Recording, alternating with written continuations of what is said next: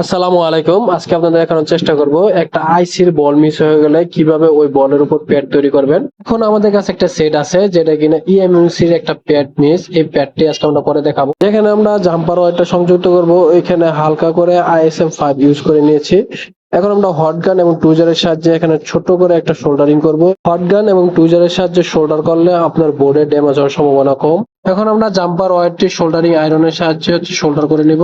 এখানে আমরা জাম্পার ওয়্যারটি দুইটি বলের দূরত্ব যতটুকু ওই অনুসারে কেটে নিয়েছি। এখন আমরা এই জাম্পার ওয়্যারটি খুবই ধীরে সুস্থে আস্তে আস্তে সতর্কতার সাথে গুল করব, অর্থাৎ জিলাপির মতন পেঁচ দিব। এখানে গুল করে জিলাপির মতন পেঁচ দেওয়া কাজটি বাইরে থেকে দেখা যায় একেবারে সহজ, কিন্তু কাজটি আসলে অনেক জটিল কাজ। খুব ধীরে সুস্থে করতে হয়, কারণ একটু এদিক সেদিক হলে জাম্পার ওয়্যারটি ছিঁড়ে যাওয়ার সম্ভাবনা থাকে এবং জাম্পার ওয়্যার দেখা যায় আবার নতুন করে করতে হয়। তাই ধীরে সুস্থে কাজ করি ভালো। এখন আমরা এই প্যাডের উপর ইউভি ইউজ করব। ইউভি ইউজ করার জন্য আমরা কাটিং ওয়্যার একটু কেটে ব্লেডে লাগিয়ে নিয়েছি।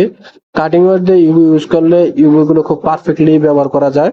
এখন আবার আমরা এই ইউভি গুলো স্কেচ করে আবার প্যাডটা বের করে নিব।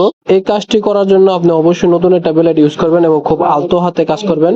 আমরা যে প্যাডটি তৈরি করছি এই প্যাডে হচ্ছে রিবল পেস্টের সাহায্যে এখন সোল্ডারিং করব। এখন আমরা ইউজ করতেছি হট গান এবং টুইজার, এই দুটার সাহায্যে হচ্ছে আমরা এখানে সোল্ডারিং করব।